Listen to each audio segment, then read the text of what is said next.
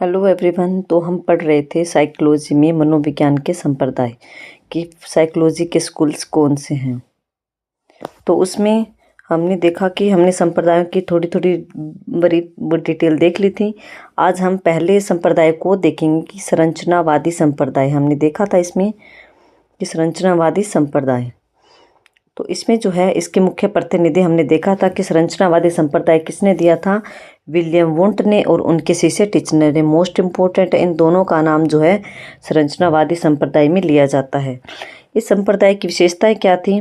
सबसे पहले तो यह सबसे पहला संप्रदाय था। सबसे पहला संप्रदाय हम संरचनावाद को ही पढ़ते हैं और सबसे प्राचीन संप्रदाय भी यही था और सबसे औपचारिक संप्रदाय भी इसी को माना जाता है। अगर पूछा जाए कि सबसे पहला संप्रदाय कौन सा है साइकोलॉजी में या मनोविज्ञान में, तो संरचनावाद। सबसे प्राचीन संप्रदाय संरचनावाद, सबसे औपचारिक संप्रदाय संरचनावाद। और यह संप्रदाय जो अस्तित्व में कब आया था, तो 1892 में। तो अगला इम्पोर्टेंट फैक्ट है कि संरचनावाद में किस पर बल दिया जाता है? मन पर, चेतना पर, आत्मा पर, या और ऑप्शन दे देगा आपको, तो आपको याद रखना है इसमें चेतना पर बल दिया जाता है। और इस संप्रदाय का उद्देश्य क्या है कि जो चेतना होती है, हमारे कॉन्शियसनेस होती है, उसके मूलभूत संरचना को पहचानना और उसका विश्लेषण करना। प्रयोगशाला में जो है लैब में मनोवैज्ञानिकों ने चेतना के अध्ययन के लिए एक विधि का प्रयोग किया था। उसका नाम था इंट्रोस्पेक्शन, आत्मनिरीक्षण विधि। व्यक्ति जो है अपने मानसिक प्रक्रियाओं का स्वयं विश्लेषण कैसे करता है, इसका पता जो है इस विधि के द्वारा लगाया गया था। लेकिन इस विधि की आलोचना हुई थी, इसको अविश्वसनीय माना गया, अवैज्ञानिक माना गया और कहा गया कि व्यवहारिक जीवन की समस्याओं से इस विधि का कम कनेक्शन है।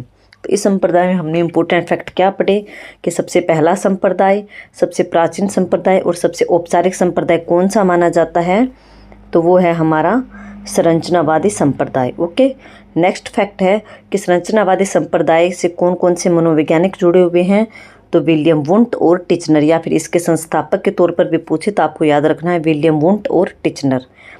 नेक्स्ट कि यह संप्रदाय कब आया, तो 1892 ईस्वी में। नेक्स्ट कि इस संप्रदाय में किस चीज़ पर बल दिया गया है, तो इस याद रखिएगा आपको चेतना पर बल दिया गया है।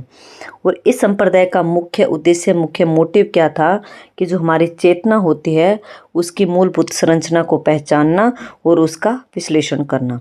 नेक्स्ट कि प्रयोगशाला में वैज्ञानिकों ने, ये लाइन आप ऐसे कर सकते हो कि संरचनावादी संप्रदाय में जो है चेतना के अध्ययन के लिए कौन सी विधि का प्रयोग किया जाता है, तो इस विधि का आपको नाम बहुत अच्छे से याद रखना है। बहुत बार एग्जाम में पूछा गया है, आत्मनिरीक्षण, इंट्रोस्पेक्शन। Most important fact